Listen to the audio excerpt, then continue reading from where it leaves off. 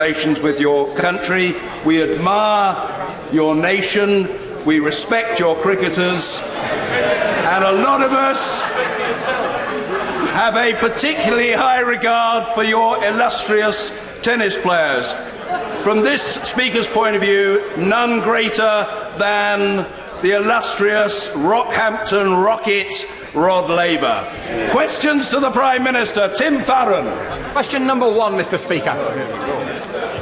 Thank you, Mr. Speaker. I'm sure the whole House will join you in welcoming our Australian friends to the gallery, but I'm reminded of the occasion when another former Australian Prime Minister, John Howard, visited this House. He watched Prime Minister's questions and he commented afterwards that however lively PMQs was here, it was a vicarage tea party compared to Australia. Mr. Speaker, the death of anyone through an act of violence is an appalling tragedy. A growing number of young people have lost their lives in a cycle of mindless violence that has shocked us all. Our thoughts and prayers are with the friends and families of all the victims. The responsibility for these crimes lies with the perpetrators of them, but we must all do more to ensure that justice is served and to tackle the root causes of this violence so that we can bring it to an end and ensure the safety of our young people. Mr. Speaker, I will be holding a summit in Number 10 in the coming days to bring together ministers, community leaders, agencies and others, and I will also be meeting with the victims of these appalling crimes to listen to their stories and to explore what more we can do as a whole society to tackle this problem. Mr. Speaker, I'm sure the whole House will want to join me in paying tribute to Professor Lord Bhattacharya, who died sadly last week. His creation of the Warwick Manufacturing Group was truly a pioneering partnership between academia and industry. Our thoughts are with his family and friends, and I know he will be sorely missed. This morning I have been meetings with ministerial colleagues and others. In addition to my duties in this House, I shall have further such meetings later today. Tim Farron. Mr. Speaker, may I associate myself with the remarks of the Prime Minister and to pass my condolences on to the families and loved ones of those who have been the victims of tragic crimes this week. Mr. Speaker, Britain spent £27 billion bailing out the banks, and they have repaid us by closing down 3,000 branches since 2016, including this week the last branch in Grange. They've also failed to compensate innocent customers who've lost £2 billion in fraud. So will she agree with me that the banks have taken without giving for far too long? And will she meet with me so we can force the banks to compensate victims of fraud, to compensate the communities they have abandoned, and to prevent the banks closing the last branch in town? Can I say to the right honourable gentleman that he talks about banks closing branches. Of course, as people's behaviour in terms of their access to their finances changes, then banks respond to that. They're commercial organisations. Those are decisions that they take. He talks about the issue of compensation. Of course, this is an issue that has been raised across the House in the past, and it is a matter that is being taken up and being looked at by the Financial Services Ombudsman. Mr. Simon Hoare. Mr. Speaker. Today sees the start of Lent, traditionally a time of abstinence and giving things up. Recently, it's become a season of doing something new and positive. Would my right honourable friend agree with me that it would do our national soul some good if we all took up voting with the government to leave the EU with her good deal and in an orderly fashion on the 29th of March? Can I thank my honourable friend? He has put forward a very positive suggestion for members of this House during Lent to vote with the government in the meaningful vote, and then, of course, across this House, we would all be able to give up being a member of the European Union on the 29th of March. Jeremy Corbyn. Thank you, Mr. Speaker. I join the Prime Minister in paying tribute to Lord Bhattacharya, who died last week. As she said, he was a champion of the car industry and manufacturing in general, and played a key role in saving Jaguar Land Rover, safeguarding jobs, but crucially ensuring international research is done in the UK, and I think we thank him for everything that he did. Tomorrow is International Women's Day, and I'm delighted that from our point of view the debate will be opened by my friend, the Honourable Member for Lewisham East, who herself is the daughter of a Windrush generation, and we will be making the case to close the gender pay gap as our determination to improve the lot of women in our society. And in that vein, Mr. Speaker, can we congratulate the member for Liverpool Waverley Tree on giving birth to a son this morning? I join the House. I join the Prime Minister, Mr. Speaker. I join the Prime Minister, Mr. Speaker, in sending our thoughts and prayers to the families of those that have lost young people. Yusuf Mackay and Joseph Chesney, both 17 years old, and the 9th and 10th teenagers murdered already this year. 285 people have been stabbed to death last year, the highest level ever. I welcome the fact the Prime Minister has announced that COBRA is being convened, but what extra funding is being provided to address the root causes of both knife crime and the increasing levels of violent crime on the streets of all of our towns and cities? Well, first of all, I'd like to join the right honourable gentleman in congratulating the honourable member for Liverpool Wavertree on the birth of her son. Sure, we're all pleased to hear that that has gone well. Can I also say, in relation to International Women's Day, that I'm very pleased that today marks the launch of the book by his honourable friend, the member for Leeds West, of Women of Westminster, Women Who Changed Politics. I hope that book will be an inspiration to other women to come into politics and see a career in this House. And can I also congratulate the England women's football team, who last night won the She Believes Cup, defeating Japan in doing so. The right honourable gentleman has raised the question specifically of knife crime, which I referred to in my opening comments. Of course, as I said, any death of a young person is a terrible tragedy through an act of violence, and we have seen too many young lives, too many lives of promise and potential being cut short.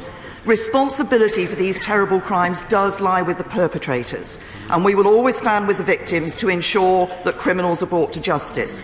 But we will only defeat the scourge of violence if we understand and address its complex root causes.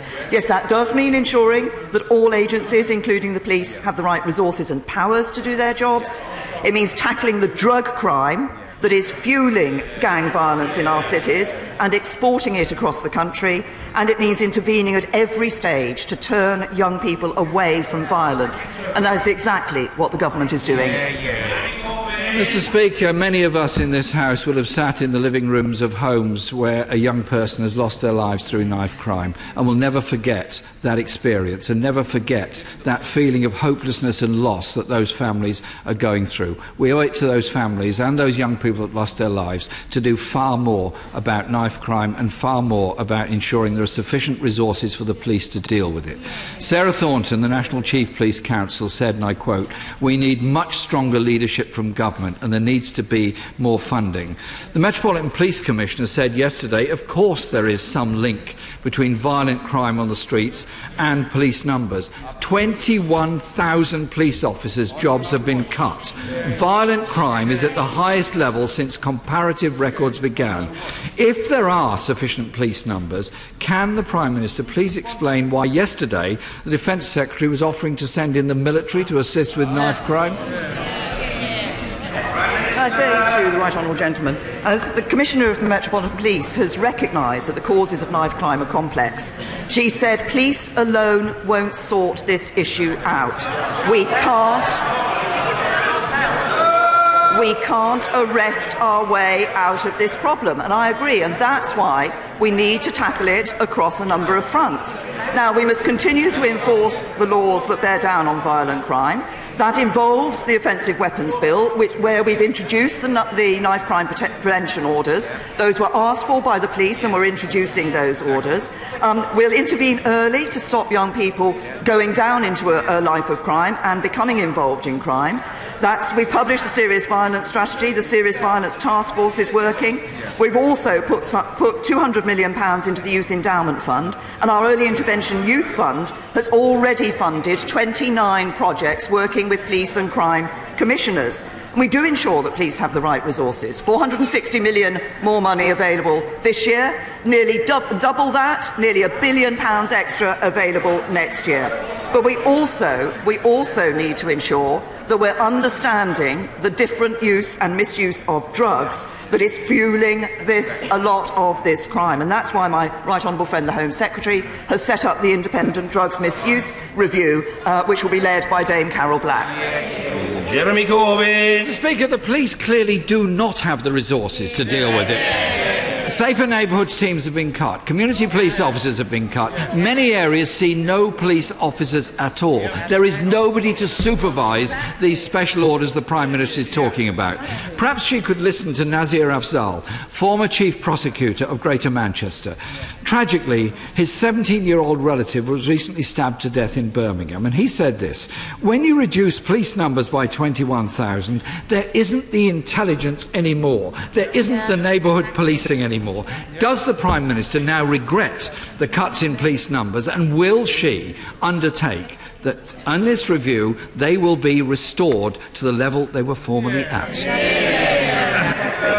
To the right honourable gentleman, as I've just indicated, we are putting more resources into the police this year.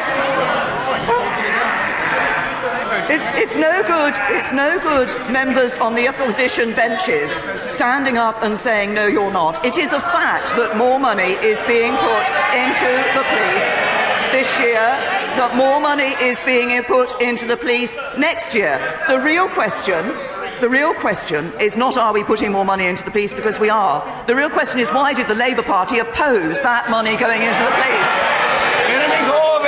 Mr. Speaker, violent crime has doubled under the Tories' watch.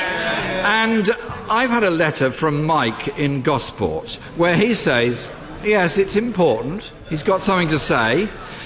The crime rate has run out of control because there is no police presence, adding, it's become a really unsafe town to live in. I think Mike speaks for millions of people around the country. When are towns, such as Gosport and others, going to get the resources they need for the safer neighbourhoods teams they need and the local police they need to tackle rising violent crime and provide the intelligence from which arrests can be made against those that have committed these crimes? I say to the right honourable gentleman, as we put more resources, make more resources available to police, they're available to forces across the country, including, of course, Hampshire. But can I also say to him that, of course, we look at the powers and the resources that the police need. That's why we are not just putting more resources in, but increasing the powers that the police have. We introduced the knife crime prevention orders in the Offensive Weapons Bill. That's an important step we've taken. It's a step we've taken because the police asked us to do this. But if the right honourable gentleman wants the police to be able to do their job on the streets, he needs to answer the question, to tell this House why it was that when we increased the powers of the police, to deal with those who were carrying knives and to put custodial sentences on those who were caught twice carrying knives, the right honourable gentleman voted against it. Jeremy Corbyn. Crime went down when Labour was in office. We increased the numbers of police officers and the safer neighbourhoods teams. Police officers telling me there's simply not enough of them to do the job. Hampshire alone has lost 1,000 police officers and their funding has been cut by 70 million. Does the Prime Minister understand the scale of need here? The Local Government Association says local services face a funding gap of 3.2 billion this year. And by the way, that's double in 1 year alone what the Stronger Towns Fund is offering over 7 years. The numbers of rapes, murders and other serious crimes committed by offenders on parole has risen by more than 50% since privatisation of the probation service was introduced 4 years ago. At least one company wrongly classified offenders as low risk in order to meet government targets. Does her government now accept that privatising the probation service to profit-making companies has been a disaster and should be reversed and should be brought back completely into the public service?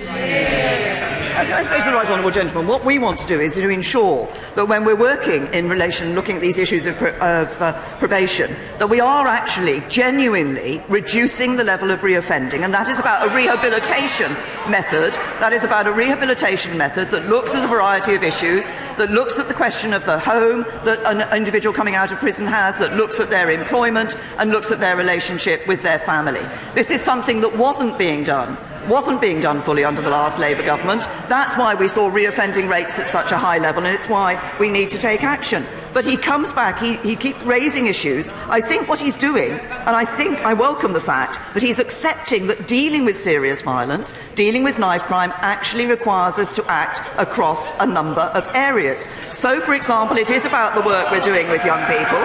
It's about supporting intervention in accident and emergency department in hospitals. We're expanding our support to the charity Red Thread, which introduced its youth violence intervention work, now in hospitals in Birmingham and Nottingham as well as in London. And we're supporting the £3.6 million National County Lines Coordination Centre. In just 2 separate weeks of law enforcement action, we have seen more than 1,000 arrests and 1,300 individuals being safeguarded. We commend all those police officers and other agencies involved in that work. The government is giving them the support they need to do their job. Mr. Speaker, the problem is that violent crime has doubled. The rise, Mr. Speaker, has been driven by austerity, something the Prime Minister told us a few months ago was over. Cuts to the police, rising poverty. The police and Home Office recognise the link, even if the Prime Minister doesn't. But, Mr. Speaker, the issues are wider. The privatisation of the probation service has been a disaster. Mental health services are under-resourced. Youth and children's services are in crisis. More than 600 youth centres have been closed. 3,500 youth workers have lost their jobs. Funding for colleges and schools has been cut and exclusions are rising. The public services that were there to support young people have been systematically stripped away, and everyone can see the consequences of that. Can the Prime Minister not recognise there has to be a holistic response to this? You cannot keep communities safe on the cheap by cuts and privatisation. You have to invest in all of our communities in every part of this country, something this government is incapable of doing. We put more money into local authorities. The Right Honourable Gentleman voted against it. We put more money into our police. Order! A very discordant noise from the opposition backbenches. The question has been asked and, broadly speaking, heard, and the answer will be heard. The Prime Minister. Mr. Speaker, we've put more money into our schools. We're putting more money. 2.6 billion over these 2 years. More money into our local authorities, 1.3 billion next year. Voted against by the Right Honourable Gentleman and the Labour Party. More money into our police, nearly £1 billion extra available to them next year. Voted against by the Right Honourable Gentleman and the Labour Party. But you know, the Right Honourable Gentleman stands up here and he talks about austerity. If he's that concerned about austerity, you would think that he would want to make sure that it could never, ever happen again. And let's remember why we had to take those measures. Because of the state of the economy left by the Labour Party. But what would his policies mean? Higher borrowing, higher taxes, crashing our economy, less money for our public services. He'd take us right back to austerity square one.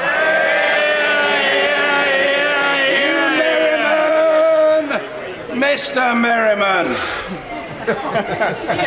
Mr. Speaker, across the country, freeholders and leaseholders are being ripped off by management companies charging excessive service charges, often for services they do not require.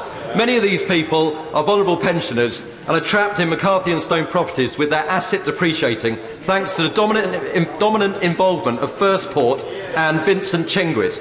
Could I ask the Prime Minister for 2 reforms? Firstly, ground rents at peppercorn levels for retirement homes. Secondly, bring in a charging schedule and an automatic retendering process so all freeholders and long leaseholders can bid with their own community interest companies to deliver services which they actually require. Can I say to my honourable friend that I recognise this is an issue that is of real concern to many constituents. It's why we've committed to clamping down on those agents who abuse the system and protecting leaseholders and renters who are suffering at the hands of rogue agents every day from unexpected costs or from poor quality repairs for excessive fees.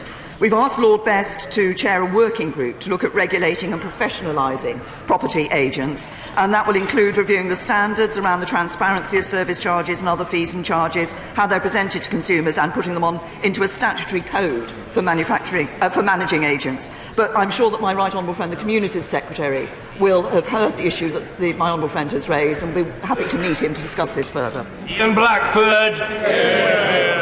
Thank you, Mr. Speaker. Mr. Speaker, Tovey MacDonald is 87 years old. She was brought up under Nazi occupation in Denmark. She's lived in Scotland for 59 years. Why is she being forced to register in a country she's called home for almost the last 60 years, Prime Minister? Say to the right honourable gentleman, we want to ensure that EU citizens who are living here have their rights protected. We want to be able to ensure that they have the necessary support that they need, and indeed the recognition of their status here in the United Kingdom. If the right honourable gentleman is interested in defending and protecting the rights of EU citizens here in this country, then I hope he will vote for the deal which does exactly that. Blackford. Mr. Speaker, what a disgrace. A woman that's lived here for almost 60 years and the Prime Minister wants her to register to stay here. Mr. Speaker, Tovey has children. She has grandchildren. She has married in Scotland. She has friends here. She has built her life here, Prime Minister. Why is the Prime Minister making Tovey register after almost 60 years? Will she end this heartless policy? Will the Prime Minister tell Tovey, tell all EU citizens who've come to the UK to work, to live and to love, that the UK is their home without precondition? Right, honourable gentlemen, we have consistently said to EU citizens who have come here, who've been living here for many, many years, as in the example who's given, and for others who've come here more recently, we recognise the contribution they have made to our society. We recognise the contribution they've made to our economy. We want them to stay. That's why we put EU citizens' rights at the front of the negotiations with the European Union. It's why we have negotiated those citizens' rights in the withdrawal agreement, and it's why this government has given a confirmation and has given a guarantee that those rights will be protected even if we leave with no deal. That is the right way to protect the interests of EU citizens here in the United Kingdom. And the right honourable gentleman should be recognising the commitment this government has given to all EU citizens in the United Kingdom. This is their home. We want them to stay, and they can stay. Chris Phil. Thank you, Mr. Speaker. 5 years ago, my constituent Barry Bednar's 14-year-old son Breck was brutally raped and murdered. The perpetrator is now serving a 25-year prison sentence. However, in recent months, the victim's family, including his teenage sister, have received repeated, very distressing and disturbing communications on Snapchat purporting to be from the perpetrator, graphically recounting the circumstances of the murder. The police have asked Snapchat to provide the data that would help them definitively identify who has been sending these messages, for example, data about the device from which the messages were sent. But Snapchat is referring the police to a mutual legal assistance treaty with the US, and the police would have to go through a one-year process to get this vital data for their investigation. Does the Prime Minister agree this is completely unacceptable? Does she join me in calling on Snapchat and other social media companies to promptly cooperate with police inquiries? And if they do not do so, does she agree that legislation is required? Well, can I say to my honourable friend, obviously the case that he's raised is one of great concern, and I know that members across the whole House will want to join me in sending our sincerest sympathies to Brecht's family. And I'd like to take this opportunity to pay tribute to Brecht's mother for her brave and powerful campaigning on the wider issue of internet grooming. The Ministry of Justice have assured me that they're urgently looking into this issue, and I'm sure they will update my honourable friend as soon as possible. I agree with him. We want social media companies to recognise the responsibility they have and to work with law enforcement agencies. I know my right honourable friend, the Home Secretary, has written to my honourable friend to meet him and hear more from the family. It has become increasingly difficult for UK law enforcement to access data if data containing information on threats to UK public safety is held or controlled in other countries. And that's why the government did recently legislate. We recently passed the Crime Overseas Production Orders Act, which will give law enforcement agencies the power to obtain electronic data controlled by providers outside the UK, where an international agreement is in place. And he raises the United States. We expect to establish the first such agreement with the United States. Phil Wilson. Thank you, Mr. Speaker. As I raised with the Prime Minister a couple of weeks ago, Conservative governments have taken £6 billion out of the North East since 2010. The government now proposes to give back £15 million a year over 7 years through the Stronger Towns Fund.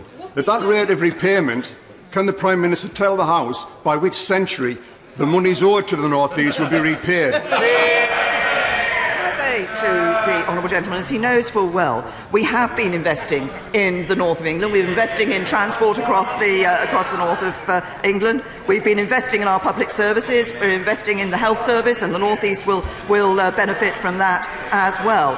We now have, since 2010, in the North East, there are over 35,000 more small businesses, over more than 18,000 new affordable homes, and over 305,000 children are at good, outstanding schools in the North East. That shows that the hard work of this government is paying off and the people of the North East are benefiting. Stephen Metcalfe. Thank you, Mr. Speaker. Earlier this week, the owners of the Westgate Shopping Centre in Basildon terminated Smart Parking's contract after a disastrous 9 months of operation. Yeah. I have now discovered that Smart Parking have signed a shared business service agreement with the NHS. Can I ask my right honourable friend to ensure that before any contracts are signed, that the Department for Health fully research the impact the practices of smart parking could have on their users, customers, clients and staff? Yeah. Can I say to my honourable friend, obviously he's raised an important issue, and the Secretary of State for Health and Social Care will be happy to meet him to discuss this further. Travis. Thank you, Mr. Speaker.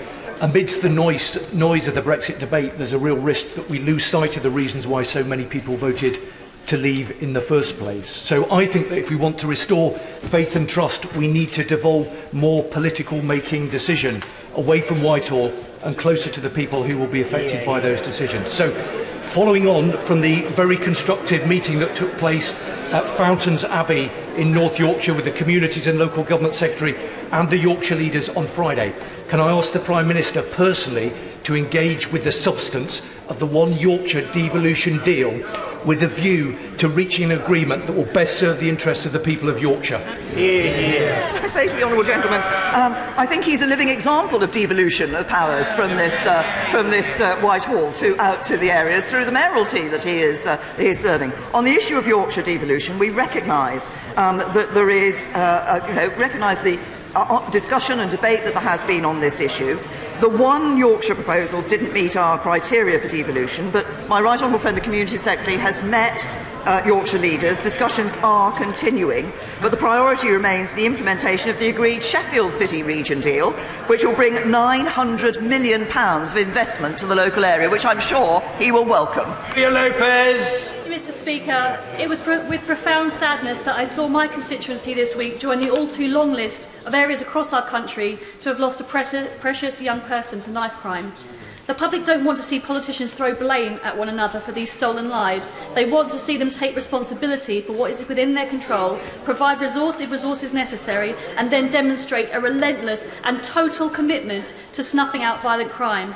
I welcome the announcement of an emergency summit, but what action will the Prime Minister be taking after that constantly to drive performance on these issues until we get the result the public rightly demand to keep children safe. Well, can I say to my honourable friend, as I did earlier, any death of a young person at the hands of violence is a terrible tragedy, and I recognise, as she says, her constituency has become seen just one of the latest examples of a young life cut short far too early.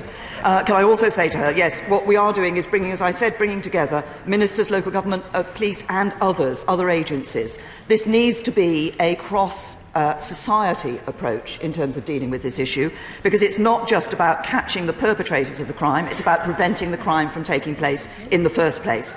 That's one of the reasons why the government will be launching a consultation on addressing this as a public health issue.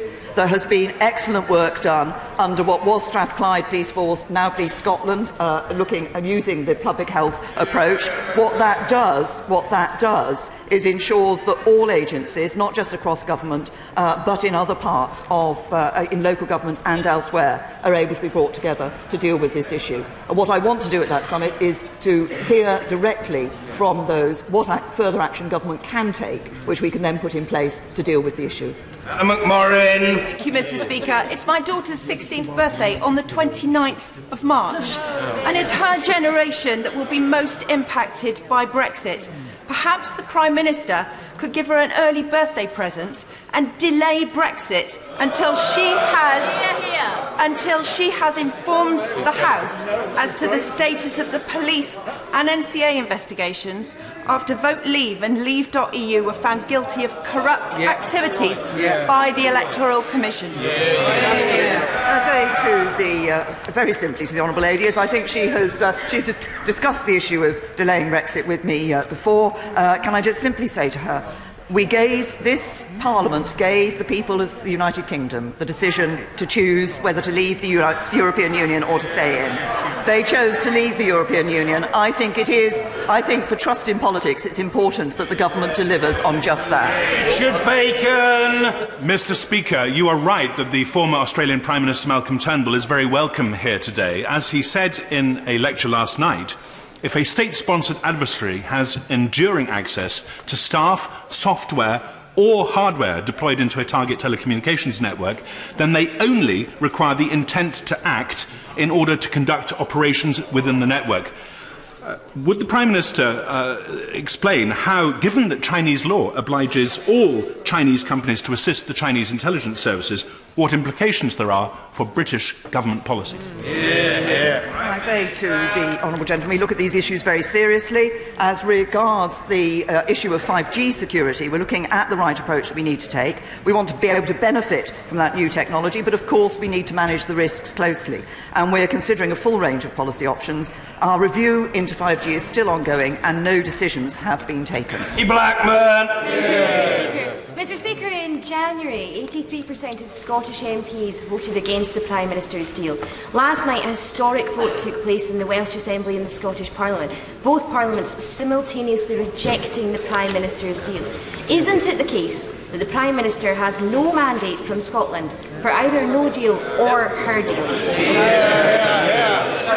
We entered the European Union as the United Kingdom. We will leave the European Union as the United Kingdom. And I also say to the honourable lady that the SNP has no mandate from the Scottish people to continue to pursue independence.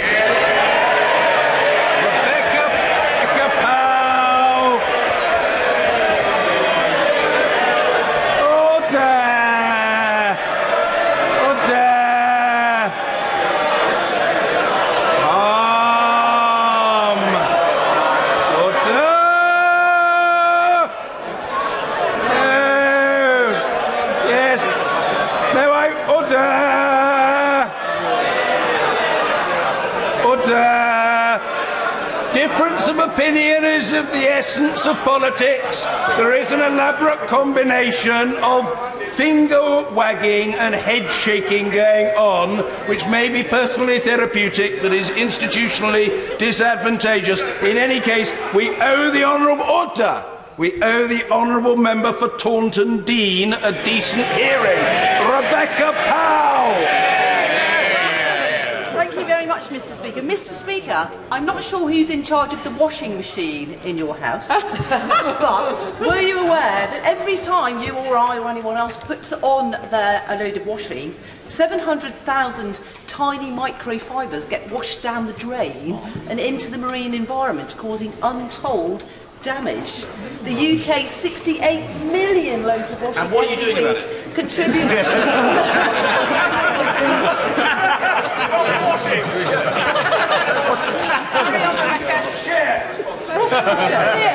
The UK's 68 million loads of washing done every week contribute a staggering 9.4 trillion microfibres to the environment. As many colleagues, including me, try to reduce plastics for Lent in a campaign masterminded by my friend from Chelmsford, would the Prime Minister agree that this is a great time to address this issue and carry on the great record this government has? I think by now the wash would have been completed. The Prime Minister.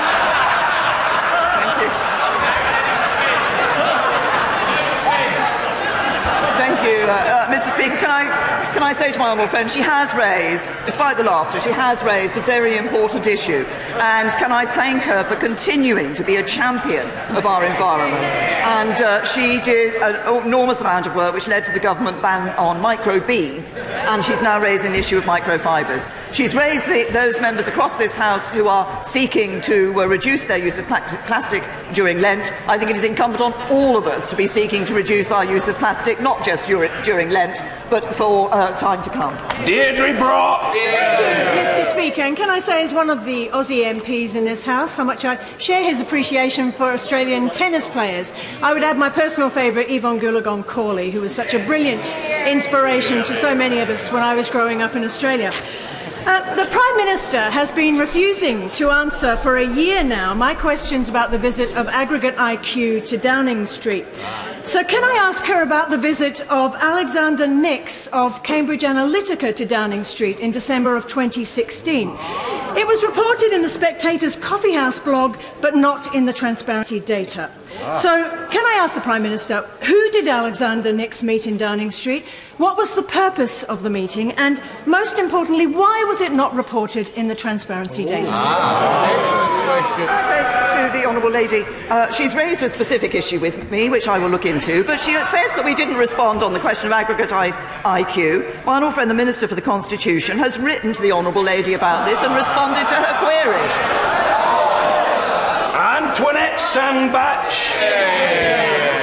Mr. Speaker, women's football is one of the fastest growing sports in the world. And I hope you, Mr. Speaker, and my right honourable friend, the Prime Minister, will welcome the £70 million investment Cheshire FA is putting into developing a women's football training centre in Winsford. And can I invite the Prime Minister to come and open the facility and take part?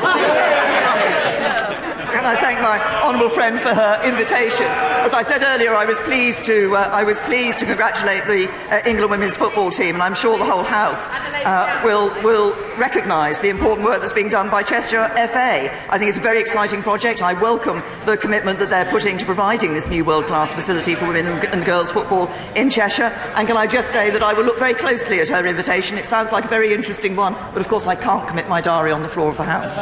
Mary Black! My constituent arrived early to her ESA assessment as requested by her assessors, only to be told that she would have to wait another 90 minutes to be seen. Now, she has an open wound, so sitting for any great length of time causes her great distress and pain. So after her 90-minute wait, she was then told that she wouldn't be seen and would have to make another appointment altogether. And I believe it's actually happening right now. So does the Prime Minister think that it's right that my constituent have to go through this humiliating process all over again? Can I say to the Honourable Lady, obviously she's raised what sounds like a very distressing individual case. I will ensure the appropriate Minister writes to her about it. Thompson! Thank you very much, Mr. Speaker. Last week, MPs heard harrowing testimony from family members of a man who tragically committed suicide because he faced the loan charge. A 20-year retrospective tax facing thousands of families in my constituency and across the UK. Mr Speaker, the Prime Minister said on the 9th of January that the Government accepted the review into the loan charge. Yet the loan charge APPG was only advised this week by the Treasury that there is no such review. Mr Speaker, the Treasury have acted in bad faith, so will my right honourable friend now personally intervene to ensure a genuine review and an urgent delay into the loan charge so that this review, as promised, can be carried out? Well, can I thank my honourable friend for his question? And obviously he's raised the issue which is of concern to not only his constituent but others across the House. I will ensure that he receives a response from the Treasury which sets out exactly what is being done in the review that is being taken place. Dr David Drew. Mr Speaker, last Saturday morning with 3 colleagues I met with the heads and governors of Gloucester schools.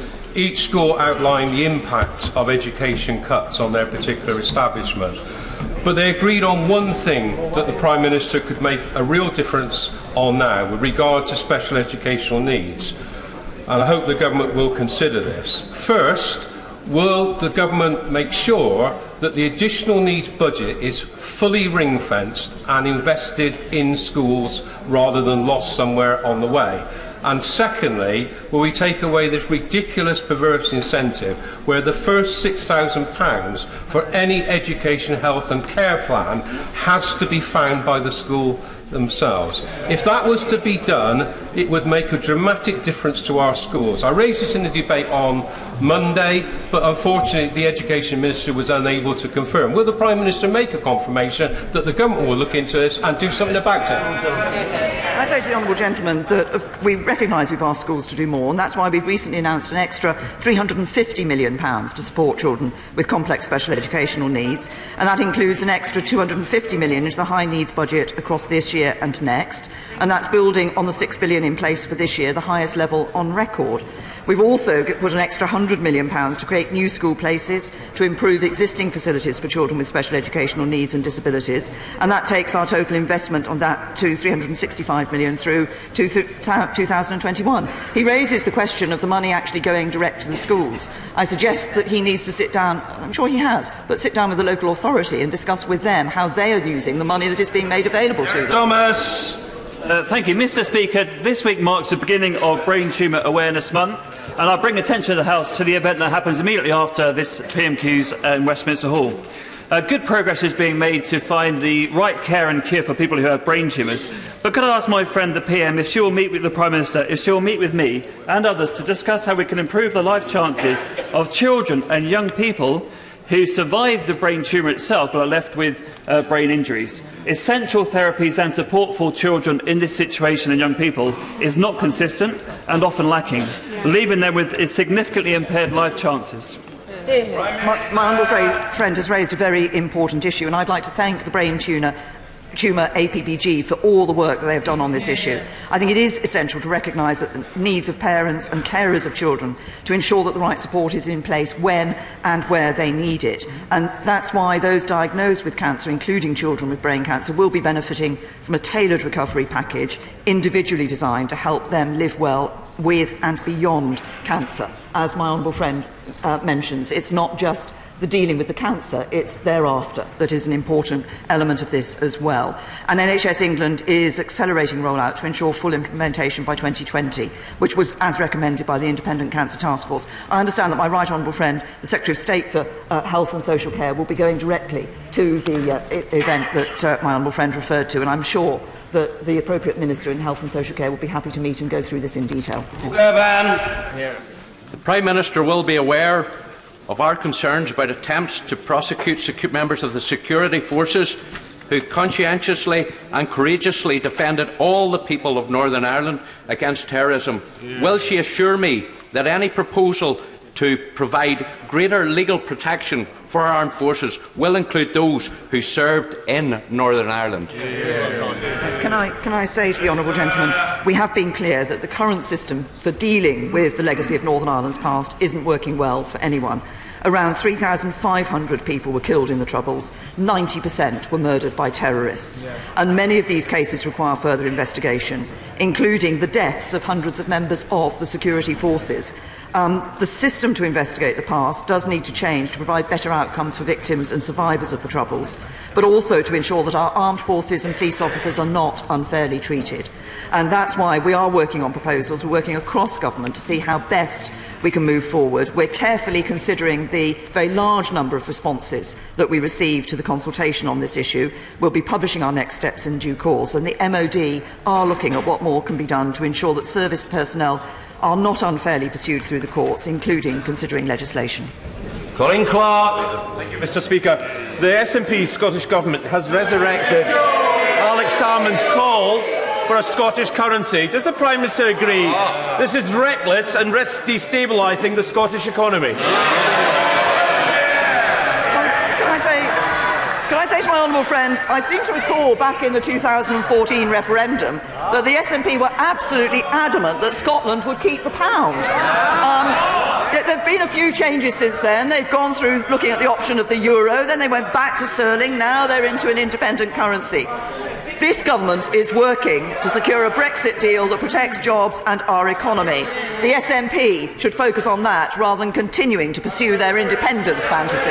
Marcia de Cordova. Thank you, Mr. Speaker. The DWP are currently carrying out 5 reviews into disabled people wrongly deprived of social security support because of the flawed personal independence payment assessment. My constituent, Mr. De Laurentiis, was given just 0 points despite being unable to prepare food for himself or even dress himself. Recently, we have learned that there are over 4,000 people were wrongly deprived of their DLA when reassessed for PIP.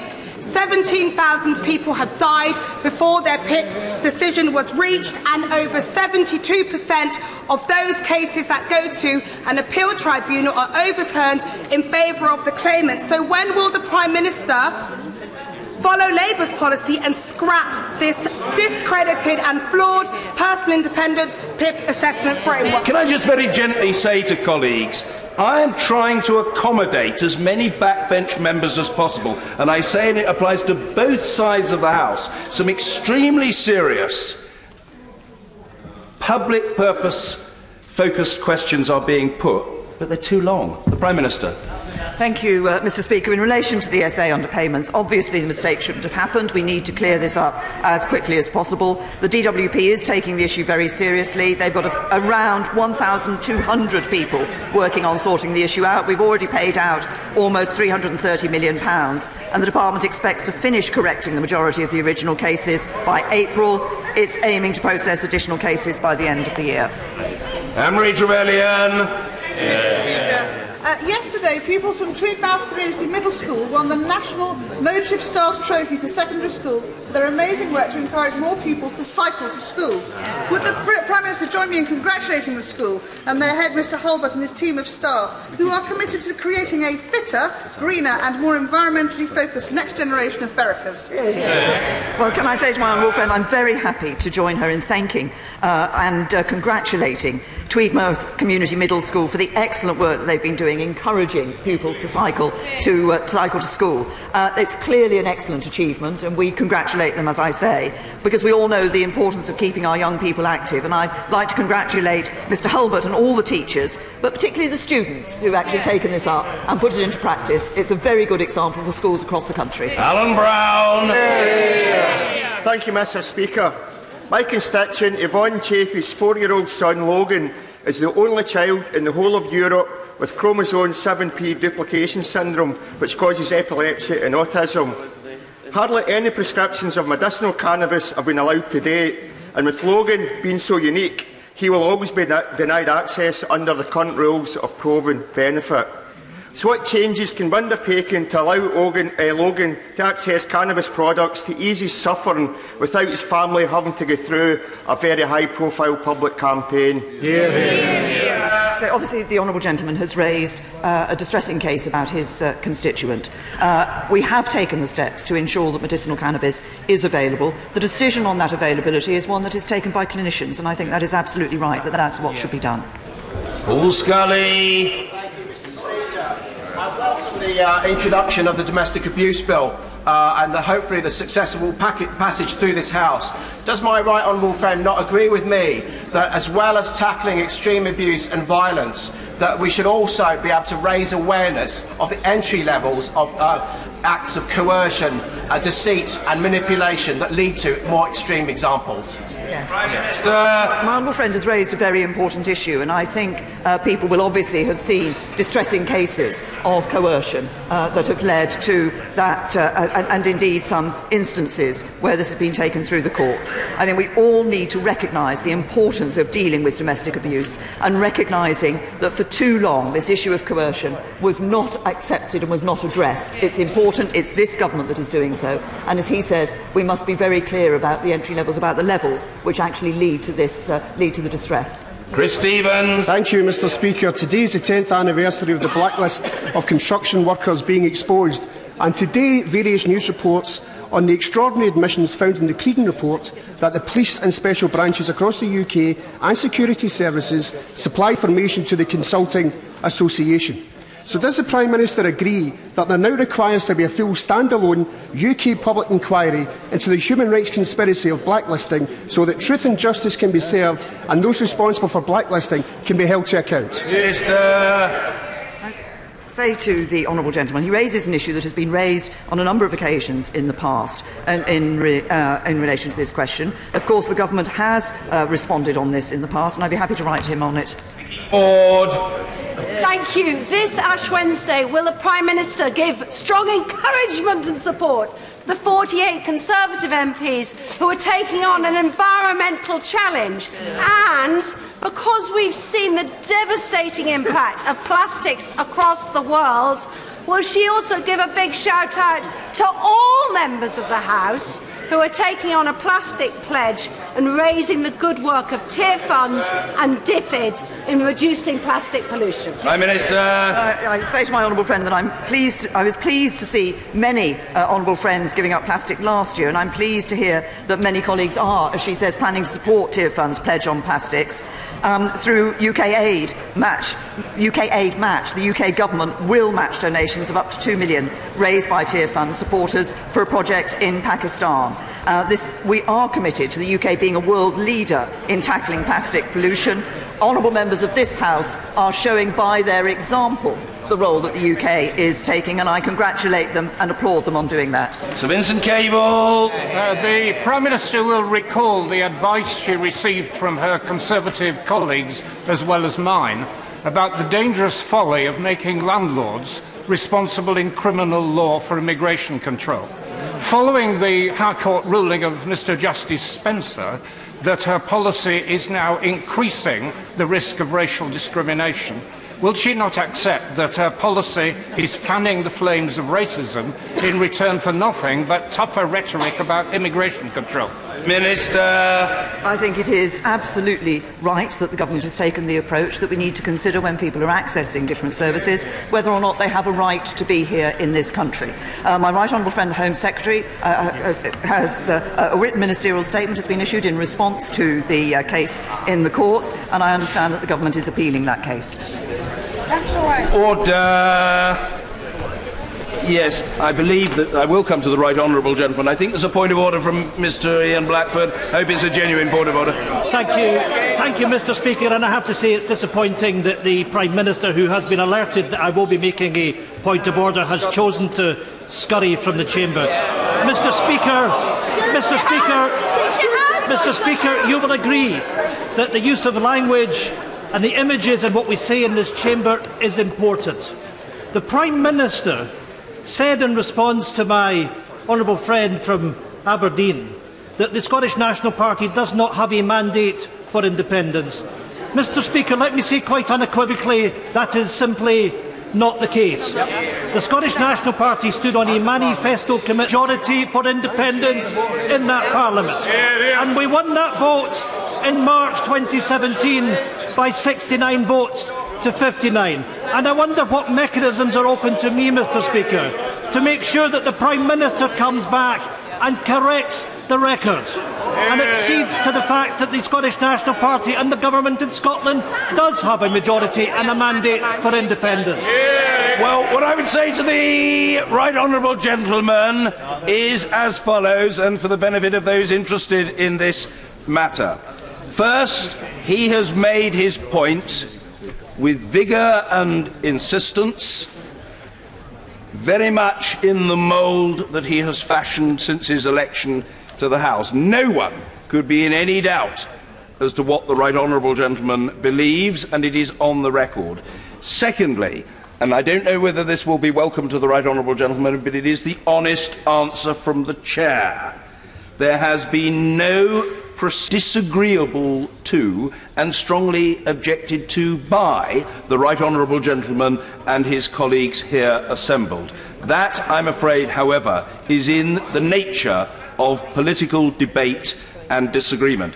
As to when he will have a chance further to pursue his disagreement with the Prime Minister, I think that opportunity will arise ere long. Well, if the Honourable Member for Anhelion and Yar has got a genuine point of order, he's certainly wearing a fabulous tie. Whether his point of order is of equal quality remains to be seen. I will nevertheless give him a chance. Mr. Angus Brendan McNeill. Thank you, Mr. Speaker, and I accept the reciprocal compliment for my tie. Mr. Speaker, the point here is, it's a matter of fact, it's a matter of truth, that the Prime Minister, what she said is not the situation in Scotland at all. There is a mandate for independence. The Prime Minister said there was not a mandate. There is a mandate for independence. That's the fact. I'm not sure that that greatly added to the intellectual quality of the exchanges, but nevertheless the honourable gentleman has made his point with some force, and it is on the record. But I don't think it requires a response from the chair at this time. I'm sorry if I've misunderstood, but I feel that he's just put his point there, and it rests, and it will be assessed and evaluated by all colleagues. Well, I'm going to come first, if I may, to the chair of the Brexit Select Committee. Point of order, Mr. Hilary Benn. Thank you very much indeed, Mr. Speaker. Next Tuesday, the House will vote again on the withdrawal agreement. The Secretary of State for exiting the European Union was due to appear before the committee yesterday, but cancelled for perfectly understandable reasons, because he was in Brussels with the Attorney General negotiating, and we of course accept that. We have offered him other times this week and next Monday afternoon, none of which have been accepted so far. Now, while we understand that negotiations will continue, I was very surprised to learn this morning at a meeting of the committee that the Secretary of State's office has offered times to individual members of the Select Committee for him to meet them later on Monday afternoon, but has not so far confirmed that the Secretary of State would be available to appear before the Select Committee. Now, given that next Tuesday we may well be considering further legal assurances relating to the withdrawal agreement, the committee is absolutely clear that we must hear from the Secretary of State before we vote on Tuesday. Now, I would not normally raise a point of order on such a matter, but given the urgency of this and the profoundly unsatisfactory state of affairs, what advice could you give the committee, Mr. Speaker, to secure the Secretary of State's attendance, which is his job, before our committee, before we vote next Tuesday? My advice is simple. Persist, persist, persist. And I would say to the right honourable gentleman, who's held in the highest esteem, I think, in all parts of the House, that if he, on behalf and clearly with the agreement of the committee, seeks the presence of the Secretary of State prior to an important debate and attendant vote, the Secretary of State should appear before the committee. That cannot be compelled, certainly not by the chair, but it is manifest and I think incontrovertible that it is desirable in terms of the scrutiny and accountability process, from which something else follows. Simply offering individual meetings with members of the committee does not remotely pass muster. The fact is that the Select Committee is an established body in this House, established to scrutinise the government's Brexit policy, and the committee has a corporate character. Indeed, members of it are operating not merely as individual members of Parliament, but as part of a body politic, in this case, part of that select committee. So my advice to him is that he should persist, making it absolutely clear that it is the view of the committee that the presence of the Secretary of State is desired. It is, frankly, if I may say so, a point so blindingly obvious and in ethical terms, so be quiet, young man, and it is so manifestly fair that be quiet, young man, that is what should happen. Thank you. OK, point of order, Toby Perkins. Thank you, Mr. Speaker. This Friday I will attend the funeral of Charles Smith, MBE, who, when he died at the age of 98, had been a member of the Labour Party for 84 years, which I believe made him the longest-standing member of the party. In paying tribute to him, could you give me guidance as to how I might use this as an opportunity to encourage all people within Parliament to celebrate all those people who've given long service to our political parties and recognise that the vast majority of people who do that do it for reasons to support their communities and the country, and recognise that our political parties are broadly a force for good and we should welcome their membership. I don't dissent from that. The honourable gentleman has made his point very well. It doesn't require anything further to be said by the Chair, but I congratulate him on taking his opportunity. Point of order, Mr Vernon Coker. Mr Speaker, you've been extremely helpful in ensuring that Parliament can hold the Executive to account with respect to knife crime. Is there anything further we can do to ensure that, given what the Prime Minister announced today about a knife crime summit, what the Home Secretary has done today in terms of meeting various police chiefs, is there anything you can advise me to ensure that at the earliest possible opportunity that either the Home Secretary or the Prime Minister comes to this House and gives us an update with respect to this extremely important issue? Well, the answer to that is, in terms of parliamentary opportunity on the floor of the House, there is a chance tomorrow, and indeed there is a chance on Monday. So I think the opportunities are there, and it's up to members whether they seek to seize those opportunities. I hope that's helpful to colleagues. Thank you. Yes, indeed. Point of order, Mr Paul Sweeney. Thank you, Mr Speaker. Would you please advise me how I can best clarify the record in respect of comment I made at business questions on the 20th of December 2018? I highlighted the work of two campaigns in the City